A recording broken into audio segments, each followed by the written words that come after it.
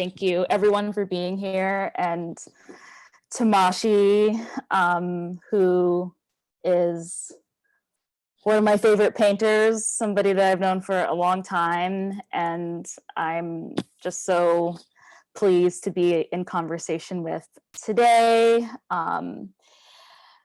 Amidst everything, verbal description, I am wearing a white button-down shirt, posed in front of my bookshelf, my Zoom background and window that is slightly opened. You can see the building across the way. And Tamashi is in a space that has kitchenware, a painting, another bookshelf, and some various memorabilia on another shelf. And yeah, so let me introduce Tamashi by way of her official bio. Tamashi Jackson earned an MFA in painting and printmaking from the Yale School of Art in 2016, an MS in Art, Culture, and Technology from MIT, the School of Architecture and Planning in 2012, a BFA from Cooper Union for the Advancement of Science and Art in 2010, and she's also an alumna of Skowhegan. Her solo exhibitions include Forever My Lady at Night Gallery, the most recent Time Out of My Mind at Tilton Gallery in New York, Interstate Love Song at the Zuckerman Museum of Art, Kennesaw, Georgia, 2018, and The Subliminal is Now at Tilton Gallery here in New York. Her work was included in the 2019 Whitney Biennial and has been featured in group exhibitions at the Bachelor and Payne Galleries at the Massachusetts College of Art, Boston, the Contemporary Art Center, New Orleans, Contemporary Art Museum, Houston, Massachusetts Museum of Contemporary Art, and MoCA, Los Angeles. Her work is included in the public collections of the Baltimore Museum of Art, the Museum of Contemporary Art in Los Angeles, and the Whitney. Jackson was the 2019 Artist in Residence at Art Athens residency program in Greece, Athens, Greece. She taught at Cooper Union, Lesley University, the Massachusetts College of Art and Design, Rhode Island School of Design, and she has been a visiting artist lecturer at Boston University, Harvard Grad School of Design, NYU, the School of Visual Arts, UMass Dartmouth, Williams College, and the Yale School of Art. She lives and works in Cambridge and New York City and is represented by Tilton and Night Gallery. Well, Tamashi, I'm really excited to be speaking with you in general and on the occasion of your inclusion in a group show that is opening April 2nd here at the museum called Off the Record. And your work, Ecology of Fear, Gillum for Governor of Florida, Freedom Riders Bus Bombed by KKK, will be on view as part of that exhibition. How about I start the PowerPoint now?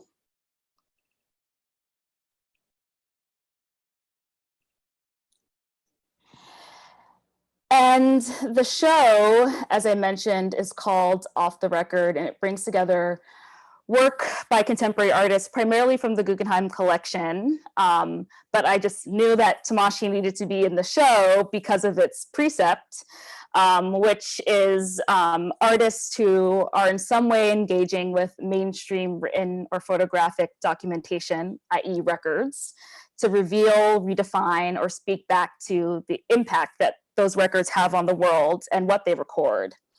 And Tamashi is an artist who, as I said, immediately came to mind because archival records have been at the heart of her practice for a very long time in a very consistent and rigorous way, and increasingly other kinds of materials, as well, other kinds of records as well.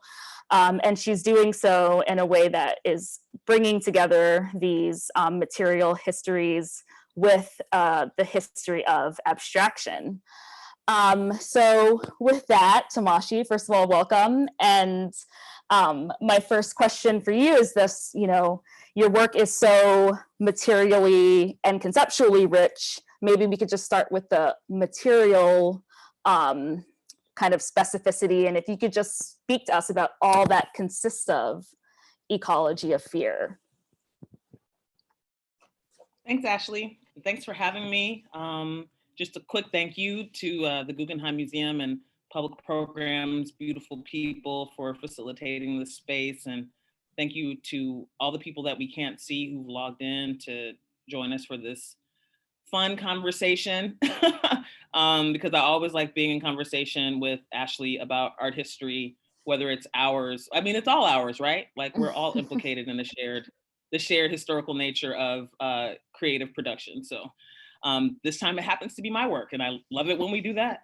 I should also add just really quickly, there are a couple of current things that I forgot to add to like my current biographical information, which is that I currently have the pleasure of teaching at Harvard University in the Department of Art, Film, and Visual Studies, and that my most recent solo exhibition was called Love Roller Coaster at the Wexner Center for the Arts in Columbus, Ohio. And that work is definitely a material extension of what happened here in Los Angeles at Forever My Lady at Night Gallery. So this material, this object is really, its origins began in Greece, which is what we learn, those of us who study civics or government as high schoolers or middle schoolers in the United States. What we learn is the origin place for American democracy. And this was my first major solo show in my hometown of Los Angeles. And for me, it felt really important to, like, democracy was on my mind. It was definite origin stories, and democracy was on my mind. And while I got to have the pleasure of being an artist in residence in Athens, Greece, along with Miranda Lash, who was the curator resident in the Arc Athens program, we got to visit historical sites, the Parthenon, and eventually I got to go to Mount Pentelicus, which is the location of the marble quarry, where all of the marble that had produced the ancient monuments, which is like mind-boggling to think of, like the island of Egina, for example, where the Temple of Aphaea is the most intact of the holy monuments. All of that marble came from Mount Pentelicus, and the quarry that exists there now is the only place where marble is extracted for the continued restoration of the Parthenon and of other sites. So yeah, I was in it, like in the rubble of origin, and taken through it by Edie Splaitakis, who is an artist and co-founder of the Arc Athens Residency Center, and also was a young archaeologist. So these the actual canvas that is pieced together to make this surface, they came from what remains of the textile district in Athens, in the middle of the city. I knew that I wanted to, when getting ready for Forever My Lady, getting ready for this excitement that is, getting to show with Night Gallery, I knew that I had to talk about my origins there. So I began there in 1980. At the,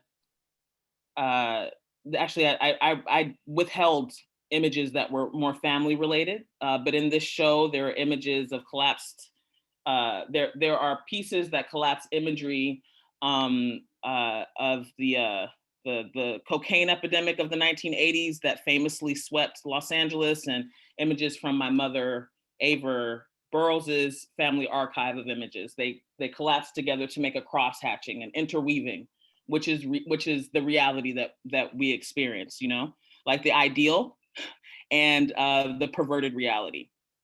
So too, I sought to explore ideas about democracy, collapsing this duality. So there's these moments of idealism, like the 1965 signing of the Voting Rights Act. We see LBJ signing the Voting Rights Act, and Dr. Martin Luther King Jr. can vaguely be seen behind him. I revisit this imagery a lot, kind of like Rodin visited the same figures. If you ever have an opportunity to be in the sculpture garden at what's that school called? Stanford. If you're ever in the sculpture garden at Stanford, when I was there as a younger person, I noticed that I recognized the same figures over and over, showing up in different scales throughout the sculpture garden. And so I think of that when I'm looking at historical documents, photographic documents, that I can return to them similarly to like keep making a case or to like keep exploring a moment. So there are lots of pictures that were taken on the day that the Voting Rights Act was signed. And this is one of the ones that I explore, which is this wide shot of LBJ surrounded by all of these men, one of whom is Dr. Martin Luther King Jr. And then that image is collapsed, or an image of a burning a Freedom Riders bus in Alabama that was bombed by the KKK, that was photographed by Theodore Gaffney, who at the time was a photographer working for Jet Magazine, who coincidentally passed away at the age of 92 from the novel coronavirus.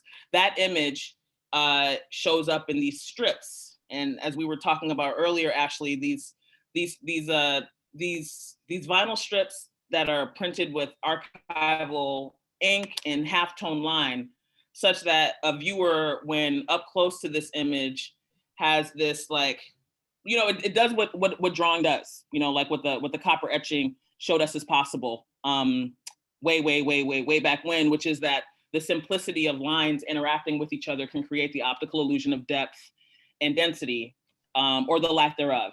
And so that happens, this back and forth, which is the way that I feel about history, that the simultaneity of the grotesque and the ideal are constantly coming to the fore and falling to the back. And the whole thing was for me, it was an experiment, as a color experiment. It's a study of blues. If I were leaning on wait, let's hold the blues. And the last thing that I'll say about its materiality, or the last two things that I should say about its materiality, is that there's a big pocket. There's obviously a big pocket that holds, someone that we both love helped to make this piece, Professor Erica James. Oh yeah? Yeah, I put out a call to friends a couple years ago, actually, and they kept coming, but I put out a call after making work for Interstate Love Song at the Zuckerman Museum. I put out a call on social media to ask friends to save their voting ephemera from the primaries for me and to mail them to me. And because I wanted to see about something. And Professor James, who's now in Miami at University of Miami, she is the one who sent me the largest package. This huge package came to me at Cooper Union, where I was teaching at the time. And it's basically like what I wanted, which was a huge campaign sign from a battleground election. And at the time, the battle for governor, the contest for governor of Florida, historic things were happening, like the first Black man to ever run for the position, who was in really, he was poised. And there was, a lot of like, kind of like what Theodore Gaffney captured there with the bombing of that Freedom Riders bus. Those kind of tactics, like very caustic, brutal, what is it? What's it called? A character assassinating tactics, very, very racist, like just like really like old school, like hardcore racist stereotypes being used commonly on the campaign trail to dissuade people from voting for Andrew Gillum. And so this tagged up sign that Professor James somehow packed up for me in this huge box. I carried it with me to Skowhegan. It was in my studio in New York, and eventually flew with me to Los Angeles, where it became a part of this piece that becomes Ecology of Fear. That's also embedded the geometric I've gotten into this habit of like not expecting that I will always know the shape of a thing, kind of like a research excursion. Like I don't know what I'm going to find out. And I kind of picked that up from our friend Nia K. Evans when she was researching education policy. Like you just look at, like you focus on the area and you cannot know what the outcome will be. Even if there are all sorts of assumptions, you can't know what the outcome will be. So I feel like that about myself in geometry, the shape of the object that's being made in the studio. I have a practice now of kind of like letting it emerge in front of me, and then a geometric pattern will then, that will be defined by the shape of the thing that emerges. And that's exciting for me. You know, it's like, I don't know what that's going to be. So anyways, that shape is affirmed by these white lines that disrupt the line patterns of the fabric that I brought back from Greece. And those that shape is embedded with marble dust from Mount Pentelicus. So like I knew that I wanted the whole thing to happen with like what was it? When I was an undergrad at Cooper, I started thinking, after years of painting murals under the tutelage of Juana Alicia and Susan Cervantes, these historic women muralists of Northern California, I carried that compulsion to address issues of public concern. And I used to ask myself, is it possible to embed materiality with this concern? You know, like how can this happen not on the side of a building? Can an object even be abstracted but embedded with these issues of public concern? And so these surfaces are embedded with voting ephemera from the Greek election that had just taken place, that famously finally unseated the Golden Dawn from the parliament. A far right street gang that was elevated to parliamentary seats. You know, it was a very scary time. So like I came back from Greece with their voting papers from voting booths that Edie had saved for me, and then voting ephemera from the United States from these contested elections in Georgia and in Miami, across Florida, and then laminated them all into this Greek fabric, and then affirmed the shape of the thing that's also embedded with brown paper bags that allow me to wrap the thing around the armature. All of that is happening, and then cascading on top of this image, the cascading and like pocketed into the object itself are the kind of horrific realities of the experience of American democracy for Black people. And then the whole thing hangs. This is the only piece like it in the whole show that actually hangs free. Half of it hangs free from an armature that it's inspired by street-facing awnings, but it's much more muted. It was made for me by an incredible craftsman in Los Angeles named Ruben Palencia, who I now count as like a necessary collaborator. It's really a dream that we found each other. So it's this simple right triangle that I've been obsessed with since moving to New York to go to school, where I noticed that the built environment was just, awash with awnings, with what I saw as an undergrad, foundation year, with that Mary Tyler Moore look on my face, like walking around the East Village, like, wow, look at all of this, because it's all very different. The built environment, the walking environment in New York is very different from Southern California, where I grew up. So in Southern California and Northern California, I experienced paintings as murals on the sides of buildings. The built environment itself was the canvas. And then in Manhattan, I started to see painting and sculpture emerge from architecture in these functional ways, but that still harkened upon materialities that I recognized as art making or art made, like an armature with canvas wrapped around it. So, this work in particular is this culmination of all of these years of trying to figure this out. and it's one of my favorite pieces. Thank you. That's a great kind of overview of the many historical, site-specific, conceptual, aesthetic process questions that concern your practice, and Oh, there's one last thing, Ashley. There's one last yes. thing. Ecology of Fear. That title is taken from the Mike Davis text, one of his seminal texts about Los Angeles. As a historian and researcher, the full title of that book is Ecology of Fear: Los Angeles and the Imagination of Disaster. So the whole thing is embedded with this, like these, like, these the disastrous outcome of like the violence that shows up to suppress the democratic process. Mm-hmm.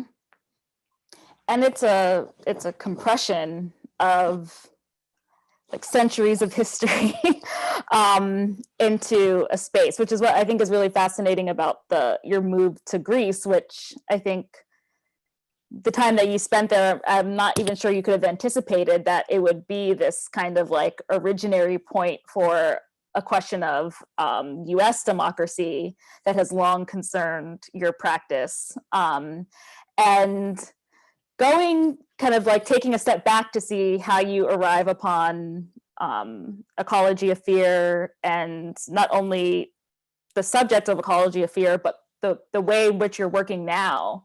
I thought we could kind of take a step back and begin at a space where, you were working in figuration.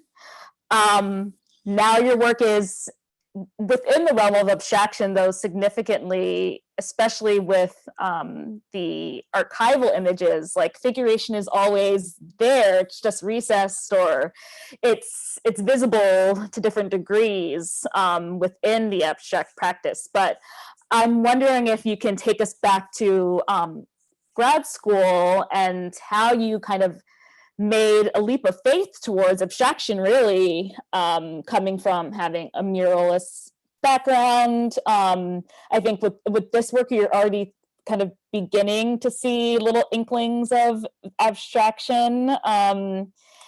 And Avocado Seed Soup is a really significant work for you because this is where it kind of came to fruition. So could you talk a little bit about your abstraction shift when you kind of had this moment where you realized that social questions could be borne out and teased out through painting and abstraction?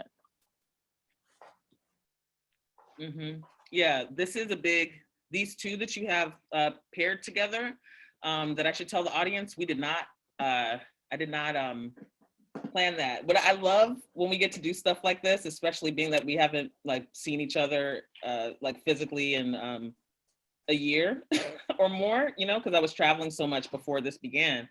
So I was in Greece and I was in Los Angeles and with my godchildren in Pennsylvania. So I haven't like been in the same space with you in a long time. But I love that you just do these things, Ashley.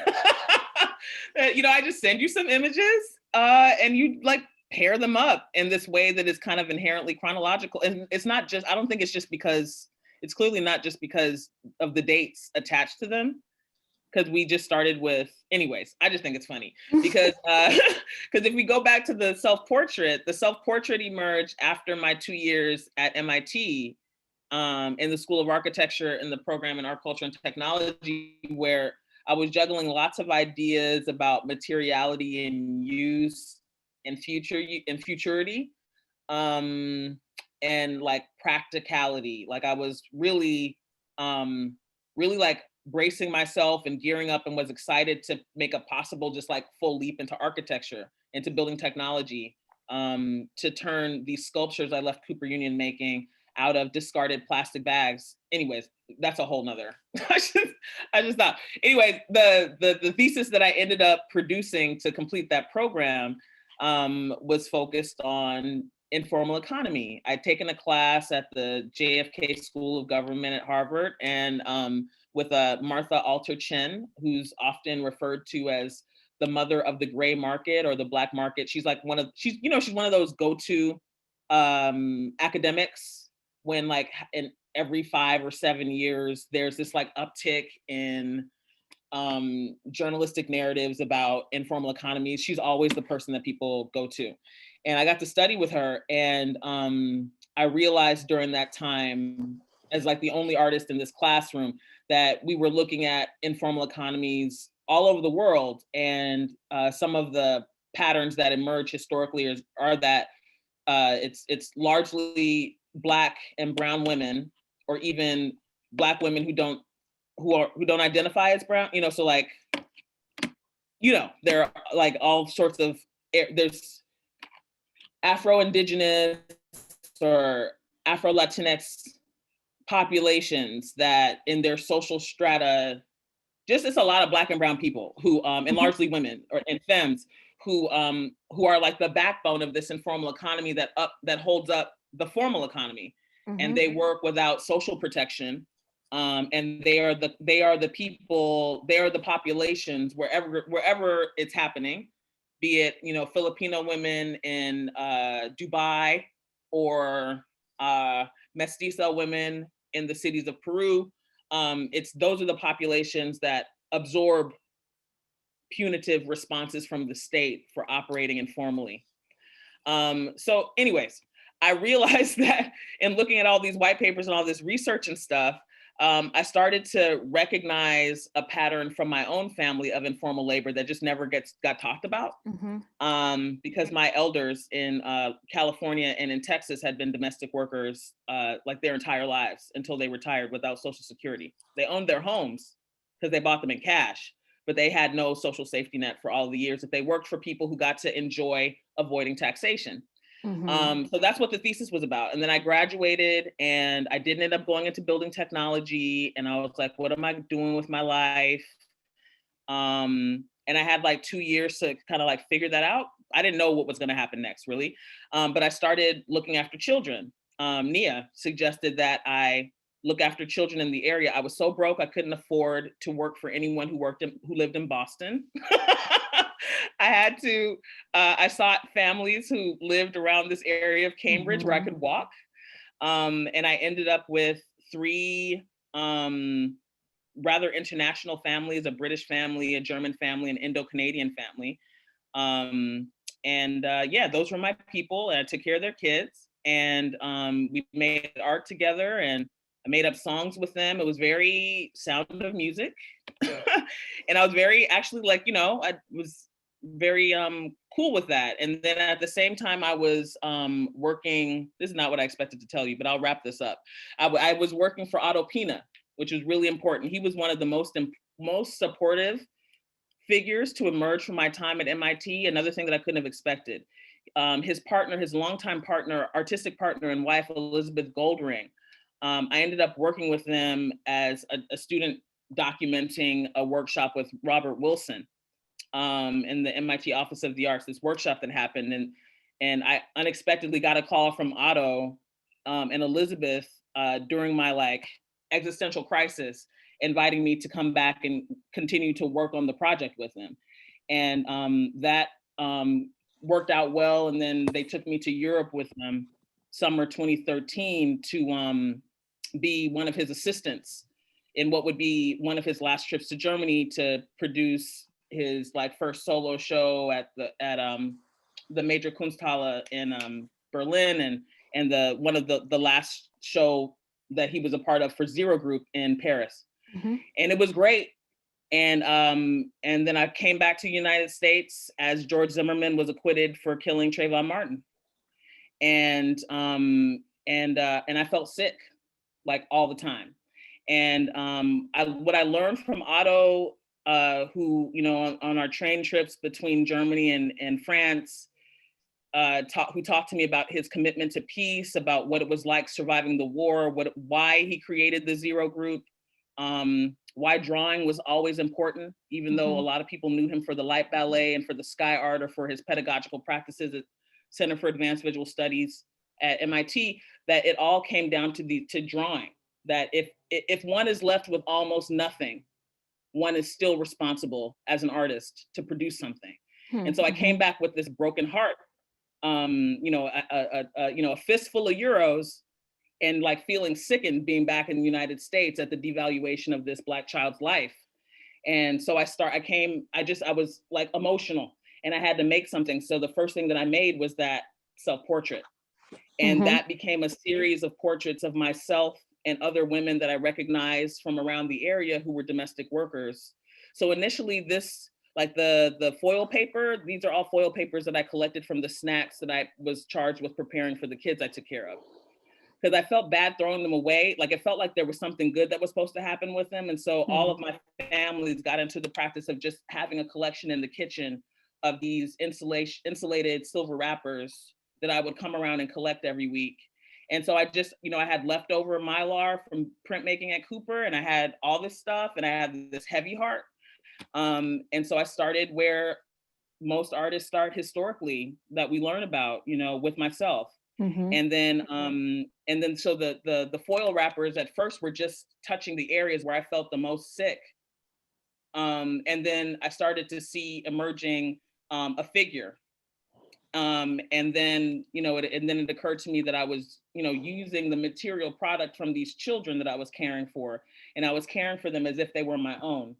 And then that eventually I realized that I was like living my thesis, which was called The Seen, the Unseen, and the Aesthetics of Infrastructure. And so Mhm. that became a series of these portraits of domestic workers with unfaced babies.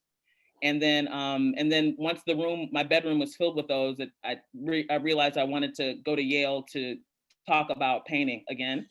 And Robert Reed, the late Robert Reed, was one of my interviewers. And he was able to understand the work better than anyone else because his mother had been a domestic worker. Hmm. Mhm. So, like that body, that self-portrait, that body of work actually then takes me here to Yale, where I promptly jettisoned the figure again. Which is what I did when I got to Cooper, trying to cleanse my palate and figure out why I'm doing what I'm doing.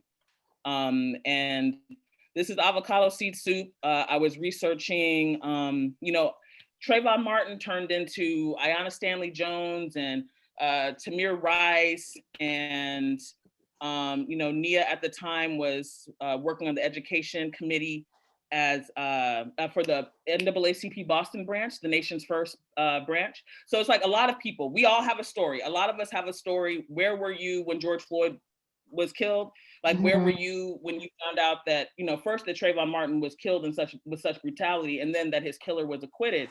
And what did you do?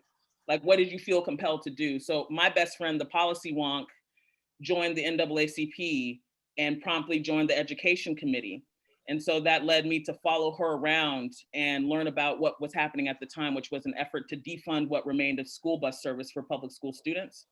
And which like dumbfounded me because of course I'm taking care of people's children and making sure that they get safely to and from gymnastics or whatever, and then sitting in these city hall meetings where people are just like, who cares about those kids? I mean, who Mhm. cares about some kids, right?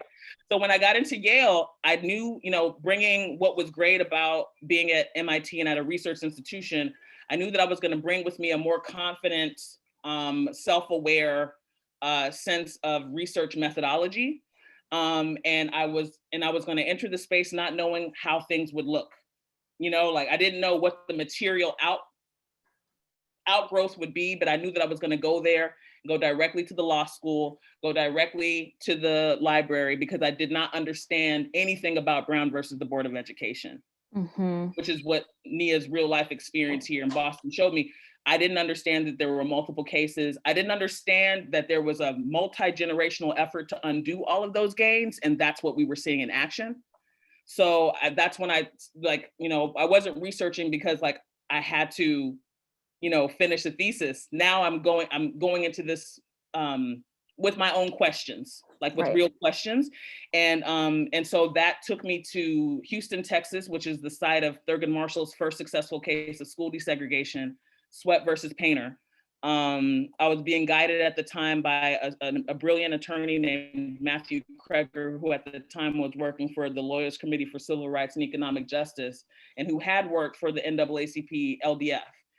So he was in my ear and Nia was in my ear. I had support and how to pick through what I was looking for until I found my way and started asking my own archival questions.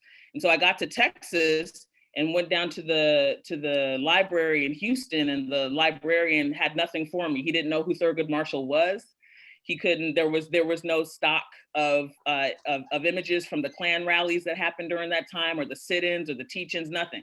So I asked him to bring me images of courtrooms and classrooms from the 1940s and the 1950s, and I took what I could get, and I brought that back to Yale. So the images that show up here that are like abstracted because they're like tiled on top of each other on the left side of Avocado Seed Soup, those are those images. So like the archival images show up and they're embedded and they're like kind of obfuscated. This is just this thing that happened. It just felt like it was the right thing to. It just felt like the right thing to do. And the plastic component, the drop cloth on the left, that was all Jack Whitten. He came into my studio at Yale, and I did not have a scheduled studio visit with him. I got to go to lunch with him, but I was not supposed to have a studio visit. And then no one was in the office for me to drop him off. So I was like, Jack, why don't you come downstairs? And I was like, I got a seat. You want to take a seat? I got a seat in my studio. It's just downstairs, and we're both Cooper Union people. And so we were talking about that. And then eventually he started talking about what he saw in the room, which was this. You remember this, Ashley, because you were in my studio at the time. It took up all the room on one wall. Mm-hmm. And one of the things that he dared me to consider was that everything that I was looking at was the image, including this drop cloth that I had on the wall that allowed me to construct this object that was based on a drawing that I made after, just a drawing of shapes that I made after I came back from Texas. It's made out of gauze, like medical gauze, this big roll of medical gauze that I've been dragging around since undergrad. That's like dyed in different colors, experiments that I did when I was visiting Project Row houses. Because coincidentally, when I got to Texas, Sandra Bland was found dead in a cell, like the day that I got there. And I realized that I did not feel safe at all going to visit Prairie View College to ask questions about archive by myself. I didn't feel safe at all doing like public performances of the stress positions that Dejaria Becton endured during that McKinney pool party incident. Mm-hmm. Like it totally changed everything. So Rick Lowe and Ryan Dennis and William Cordova were kind enough to give me a studio at Project Row Houses for the few weeks that I was there. And in there, I experimented with these shapes. And brought them back to New Haven, and they became this. And so I learned that in order to make these things out of this translucent, this porous stuff that I'm working with, I have to line the walls with plastic or else they'll get stuck there. So when Jack turned around and looked at, that's all this, it's stained plastic because I'd made so much work, but Jack was like, that's a part of the story. That's a part of the story, can you just not look at that? Can you just pretend like you just see the geometric shape? You don't see that. And so we had this whole conversation about what a story consists of. And that it's I'm not actually at liberty once something is this far along. I'm not actually at liberty to just remove part of its appendages because I say so. And so, it's an unruly piece. And I was very touched when the LA MoCA acquired it, because that's, my hometown contemporary art institution. And that's where it lives now. But it's a wild one. This is a wild one. So it feels like a big leap from the self-portrait as a domestic worker to this, but all of it is it's kind of born of this experiential relationship to research and public space. Mm-hmm, mm-hmm. And also in this shift is when and I'm looking at time because Tamashi, I know you're a talker, but I told them we needed more time. We're at 5:43, so I might have you answer questions more succinctly just because I want people to hear all about your practice. Fair enough. But here's also where you began thinking about, so on the one hand, it's interest in excavating particularly civil rights history as even I think as it becomes just like a flash point for a larger question about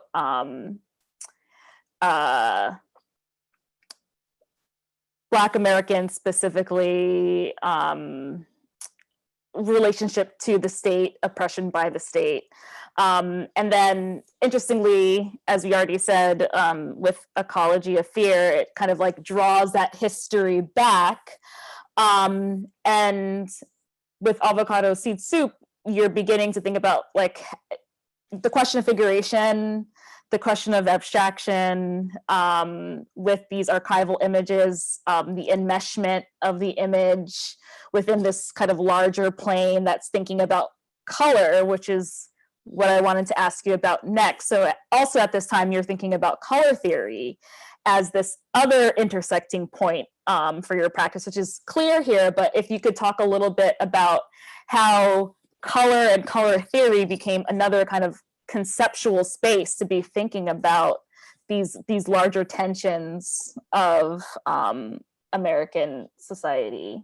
For sure. If you will advance the slides as I explore. Yeah. Oh, this is Yes. great. I didn't know this was next. This is great. Yeah. I see that in there, yeah. I was reintroduced to interaction of color. I guess my first year, I chose to take a color space class with Anoka Faruqi. Oh, that's so gorgeous. Look at that.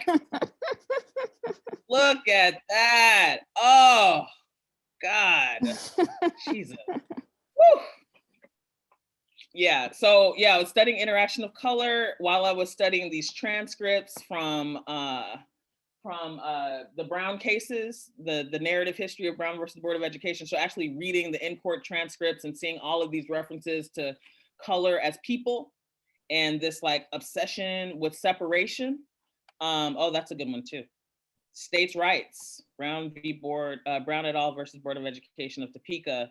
Limited value exercise. So yeah, oh wait, slow down, go back. This is upright, colored, and free. I was knitting at the time, and that shows up here too. These terms, I was seeing terms in these texts at the same time, and I had this aha moment reading Chromophobia and interaction of color and these transcripts about color as a chromatic phenomena and color as a social construct, you know, that defines value. I love puns and I love double meanings. So, you know, like the value, I became zeroed in on color, the interaction of color and its impact on the perceived value of human life in public space, with a special emphasis on the lives of Black children of color. So states' rights. With states' rights here, I'm using, you know, one of the amazing things that the LDF did was with all these firsts happened with Brown, including the first time that a sociological study and photography were used as court documents. So there's this like treasure trove of images of segregated and desegregated classrooms, all these circumstances. You know, it's why we know what Linda Brown looks like. So I took from that treasure trove of information, and I you know made these prints. I've made them into halftone lines, so that ultimately this historic image is ultimately just a line. It's just like a graphic actor on this surface that I'm making. So there's two segregated classrooms that appear in two different reds.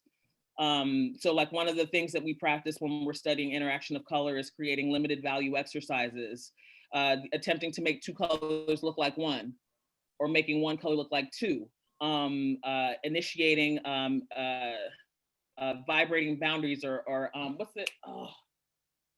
simultaneous contrast, which is something that happens naturally when blue meets red, or when blue meets orange, or when violet meets gold. There are these, we see this in Albers's studies, and also the studies that his students like Robert Reed produced at Yale before Interaction of Color was published, is that there are just these things that happen to our eyes that are compulsive, and we cannot control them. Sometimes they are discomforting, and yeah, that's that with color. And so I was seeing these parallels in what I was reading about the history of the perception of color as it pertains to people, and then what color does as chroma. So at this point, after years of limiting my palette, feeling color drunk from all of those years of painting with Juana Alicia and them, I returned fully while at Yale to the use of color, knowing what I was doing it for.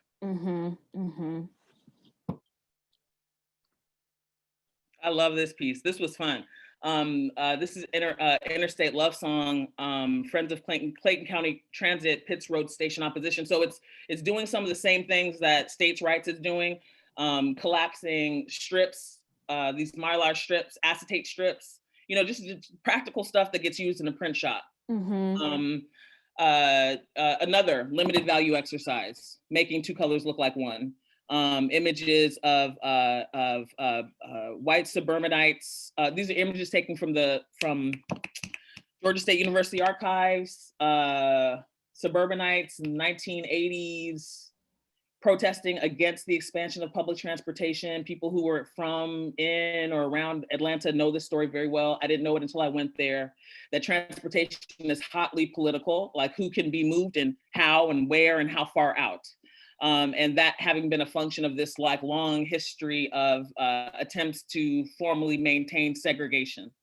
And so that image is in red and it collapses with halftone line going the other direction of mostly Black women in this image that I found of the Friends of Clayton County demonstrating in 2014 for the expansion of public transportation. So as far into the present as then, this is still an issue. And what I love about this piece is that it really puts to use things that I learned with Sarah Oppenheimer about color being actually about light.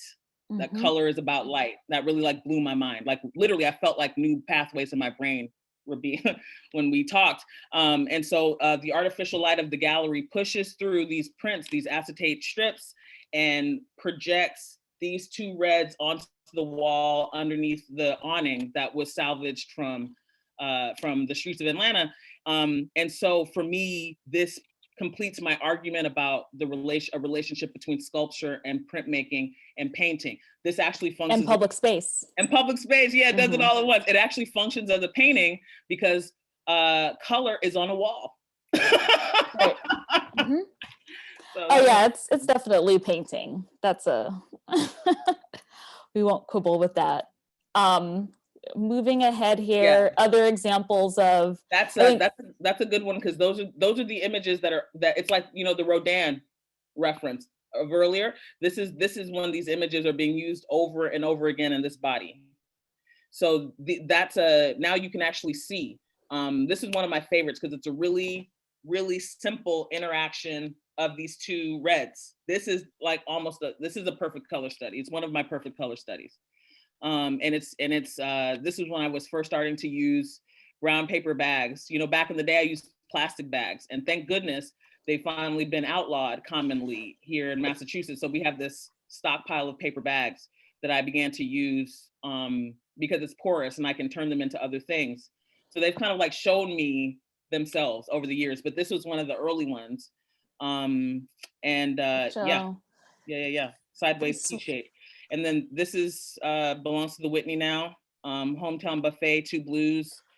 This is a wild one. This was about my research into the displacement of Black communities in the city of New York from Seneca Village to what was then the present, and the abuse of the third-party transfer program. And I really relied on my alma mater's library at Cooper Union, and I relied on the journalism from Kings County Politics of Kelly Mena and Stephen Witt and Shubhasa Berg.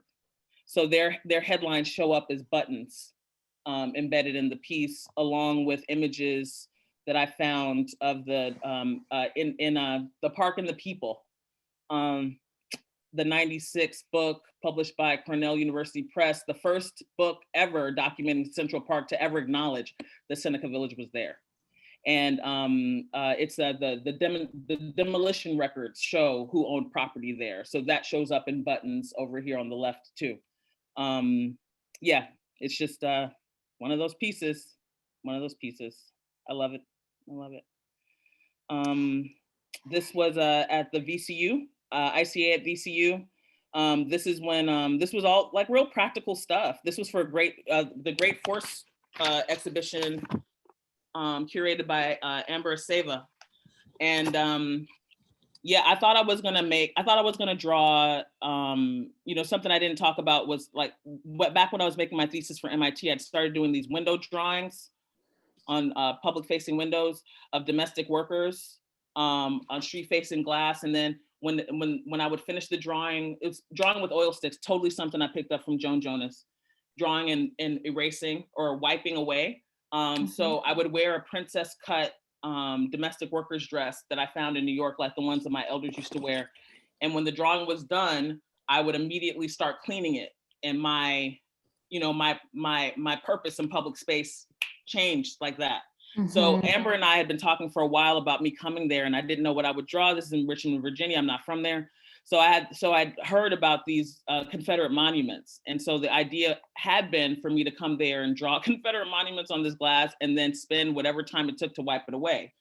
But then I got invited to Greece.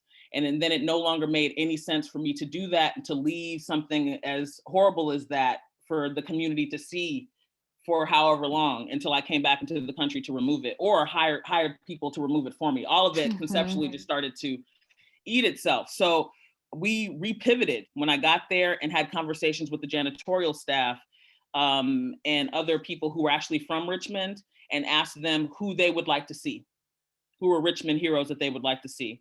So it became a monument of color in red, black, and green gosh, so many people. Spotswood Robinson, one of the LDF lawyers, Dorothy Height, Alicia Raisin, Maggie, Nia, the first Black woman banker, what's her last name? Walker. Maggie Walker. Just this, it became this beautiful thing. And the only way to solve it was to use projection of halftone line photographs, because I could not do it freehand. When I did those other drawings, I would just do it freehand. But I couldn't do that and know that I would end up with a reliably recognizable image for the public for whom it actually is for.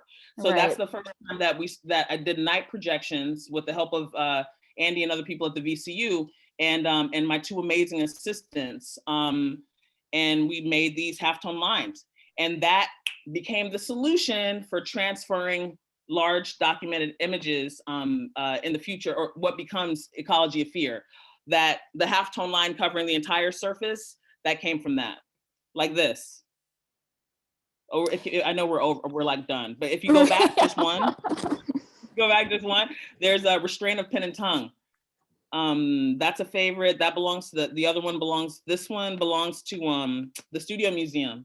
John Brown's body belongs to the Studio Museum. And this one actually started in Athens.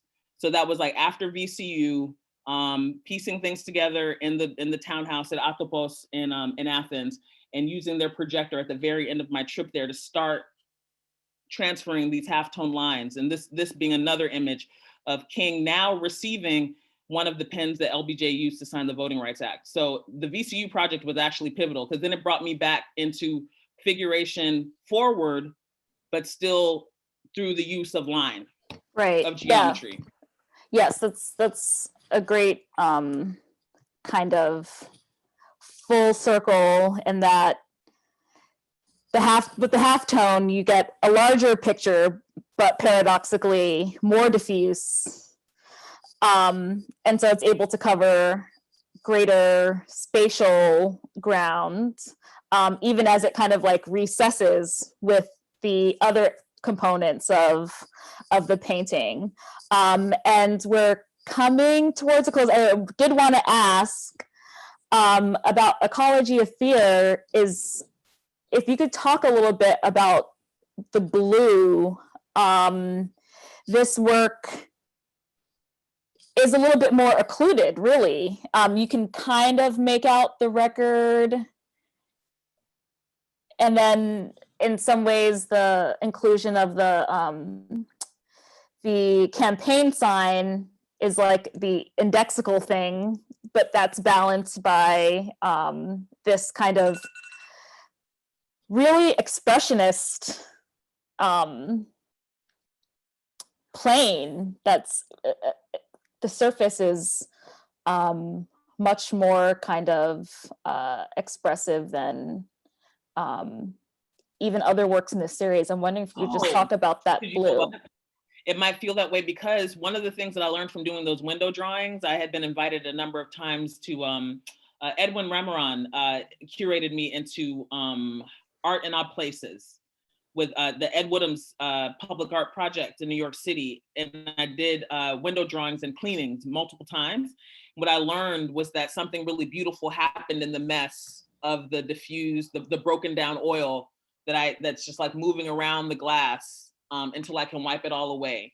And so I had been wanting to use that as a way to push color around. You know, I was like trying to understand every step of my process. And for a while, I was really obsessed with Helen Frankenthaler. And I thought that I needed to have someone build like a tank for me to, and maybe this will still happen sometime, but like, you know, how do I like, so yeah, dip and stain and soap, you know, I was thinking about that. And then it occurred to me in the studio in New York that I already have my way.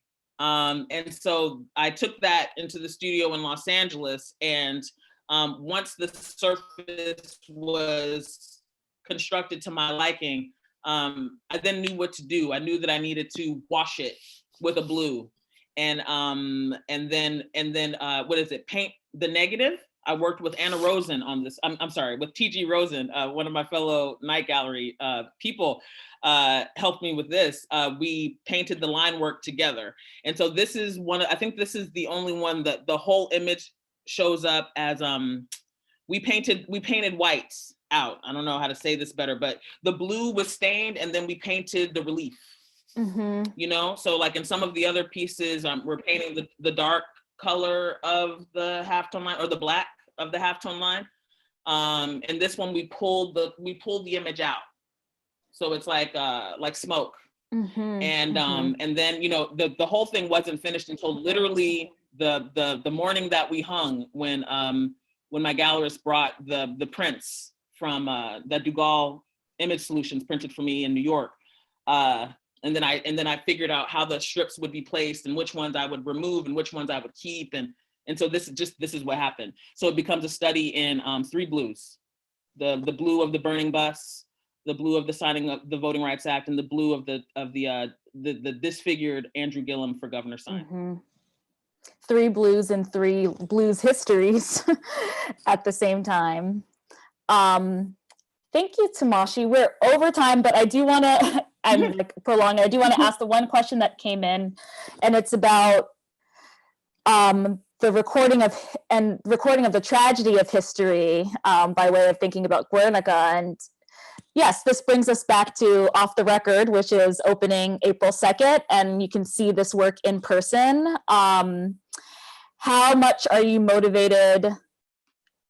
Do you find it motivating to record history of events as well as react to them? And I think that's a great question because you're working with obviously multiple histories at the same time, but you're constructing them for our present. And do you feel like you're writing history as you're making these works?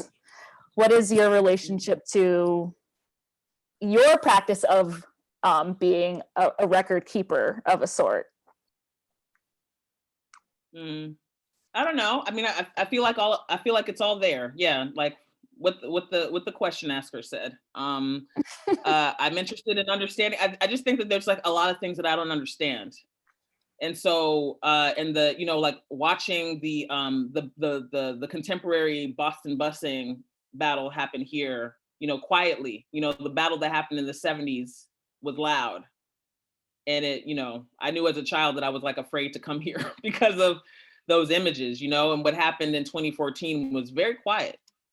And I realized that there's just always something that I don't understand. And I keep seeing, I also like instinctively feel sometimes like when I'm seeing or hearing about things that are happening in the present, that that it's mirroring something that's happened in the past. Maybe, you know, like this plague, for instance. Like, you know, people, there were Greek historians writing about what happened when the Spartans toppled Athens and a plague, you know, swept across the city. And you know, people thought it was waterborne, but they had an excellent they had excellent systems for moving water around. I saw that. That's for us to keep talking about. I think it's fascinating. But anyways, there's always some collapse. I'm interested in where history collapses. And I'm interested in what my responsibility is to visualize that interaction. Like the piece that we didn't talk about before this last slide was from Love Roller Coaster from the Wexner Center for the Arts. That was all about the voting rights, which is happening like and that show happened in November as the election was taking place. There's always these, the fact that we need a new Voting Rights Act, like none of this history is asleep. So someone asked a question that I want to answer. The two muralists that I mentioned earlier, Juana Alicia and Susan Cervantes. And Susan is the co-founder of Cressida Eyes Mural Art Center in San Francisco. So I wanted to get that in. And I also want to say that our show opens on April 2nd. Yes. For the record, Off the Record opens on April 2nd. Exactly. Ashley, I love you. Thank you so much for doing this with me. You really like lifted my spirits tonight. I love talking about work with you. And thank you everyone who stayed for us to just like keep going. And thanks for your patience with us. And thank you to the Guggenheim for everything. Thank you, Tamashi.